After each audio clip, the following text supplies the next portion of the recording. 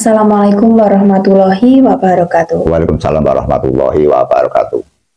Kita akan membicarakan salah satu kisah nyata, Mbah, yang mana ini juga merupakan hal yang aneh di masyarakat. Jadi ada satu keluarga, salah satu keluarganya mengalami kecelakaan, Mbah. Dia mengalami kecelakaan, dibawa ke rumah sakit, jarak beberapa hari meninggal. Dari hari pertama, itu pun kejadian di rumah sudah tidak nyaman. Kemudian pada hari yang ketiga sampai hari yang ketujuh hariannya itu, 7 hari setelah dia meninggal, itu setelah mengadakan selamatan dan tahlilan, kemudian satu keluarga ini keluar. Pintu-pintu rumah ini kan dikunci, Mbak. Tapi ketika dia pulang, waktu itu hampir tengah malam, dari kamar mandi, Mbak, hingga ke ruangan depan, itu darah segar itu berjajaran. Dan itu darah manusia karena juga berbau arus. Nah, yang saya pertanyakan ini apakah bentuk wujud dari arwah yang meninggal itu, atau mungkin dari bangsa-bangsa gaib atau bangsa-bangsa yang tak kasat mata. Kemudian bagaimana cara menanggulangi agar hal-hal seperti ini kan termasuk hal-hal yang menakutkan, ini tidak terjadi lagi, itu gimana caranya?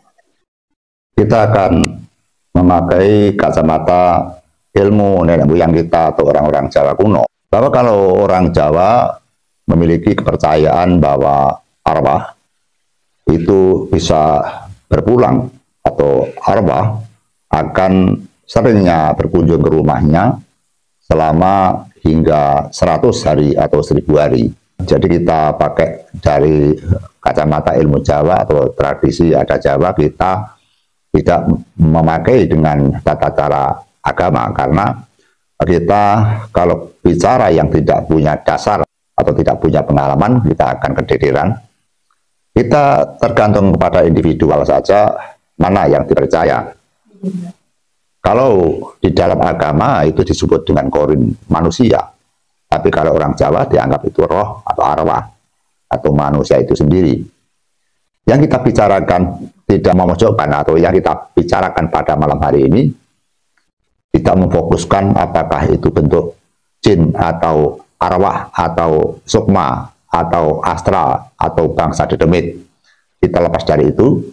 Yang kita bicarakan adalah tata cara penyelesaian. Sebenarnya menemui atau menghadapi atau menyelesaikan hal-hal yang bersifat makhluk halus, tentunya atau seharusnya orang-orang yang punya kelebihan atau kapasitas, setidaknya mereka memiliki doa-doa, yang mana doa-doa itu untuk mendoakan agar arwah itu bisa kembali kepada asalnya, atau mungkin apabila mereka-mereka yang mengganggu itu adalah sosok-sosok bangsa dedemit atau jin dan lain-lain, dan setidaknya mereka tidak akan mengganggu karena di dalam keluarga yang kena musibah kematian biasanya 1 hari hingga beberapa hari atau 7 hari atau 100 hari itu situasi rumah memang singgu sepi dan sunyi, hingga kadang-kadang orang lewat saja merasa nggak nyaman.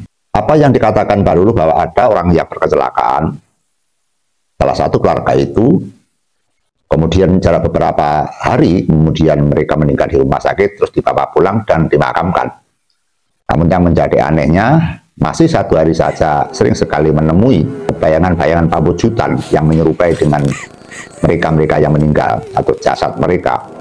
Namun hanya sebentar-bentar saja. Kadang ada suara yang menangis, kadang ada suara orang yang berjalan di halaman rumah, sekitar rumah atau mengelilingi rumah. Kadang pula ada suara di kamar mandi, ada suara yang seperti berisik, orang yang membersihkan kaki atau orang yang mandi. Sehingga kejadian-kejadian itu termasuk hal-hal yang aneh, hal-hal yang jarang terjadi. Namun memang pada dasarnya apabila orang yang kecelakaan selalu membuat rasa khawatir dan rasa-rasa yang tidak nyaman di sekitar rumah itu. Kita akan mengulas cerita yang dibawakan Mbak Lulu yang bertema bahwa orang yang berkecelakaan menakutkan dan menjadikan bayangan-bayangan yang mana mengganggu kepada keluarganya. Sebenarnya itu tidak mengganggu, namun mereka merasa tidak ada keikhlasan dalam mereka meninggal. sehingga bayangan-bayangan mereka atau jasad mereka atau arwah mereka dapat dikatakan kalau orang Jawa gentayangan atau kelambrangan atau ngemboro. Kita akan bicara sesuai dengan apa yang kita pahami.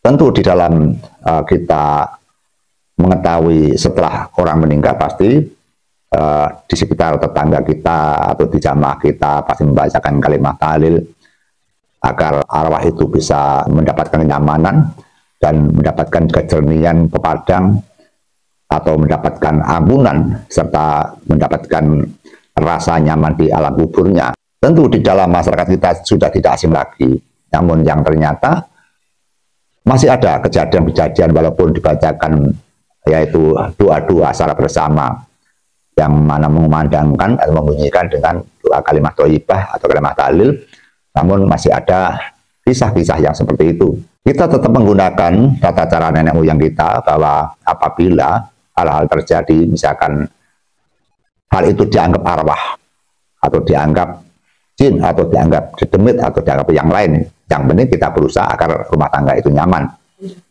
Sebelumnya kita berusaha untuk membersihkan yaitu tempat di situ, atau sebelumnya mereka untuk mengusir bangsa-bangsa halus, tentu membutuhkan orang-orang yang memiliki kapasitas ilmu atau nyali yang tinggi, ataupun mereka memiliki doa-doa yang dikhususkan untuk mengamankan daripada serangan-serangan daripada makhluk halus itu.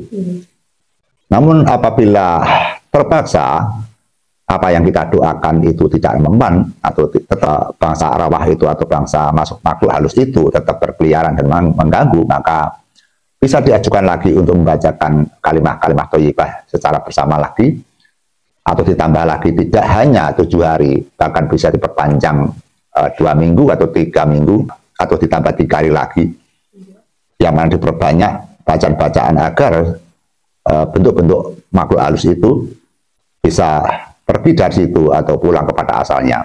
Ada pula yang juga melaksanakan yang secara simpel. Biasanya kalau orang Jawa, apabila ada kejadian-kejadian itu, maka salah satu keluarganya memberanikan diri, yaitu mendatangi di makamnya. Pada saat datang di makamnya orang yang kecelakaan itu, tentu niatnya tidak meminta apapun, tentu mereka mendoakan agar mereka dipermudah berjalan atau dipermudah, diberi kejernihan, pepadang. Kalau Jawa bahasanya di padang no dalane, di jembar no kubure, lan aku pengirane, lan diampuni dosa-dosane. Sehingga semua permohonan diajukan kepada Sang Pencipta Alam, diajukan kepada Allah Subhanahu wa Ta'ala agar si arwah itu bisa kembali tenang-tenang, dan si arwah itu akan merasa kenyamanan dan tidak akan mengganggu kepada keluarganya.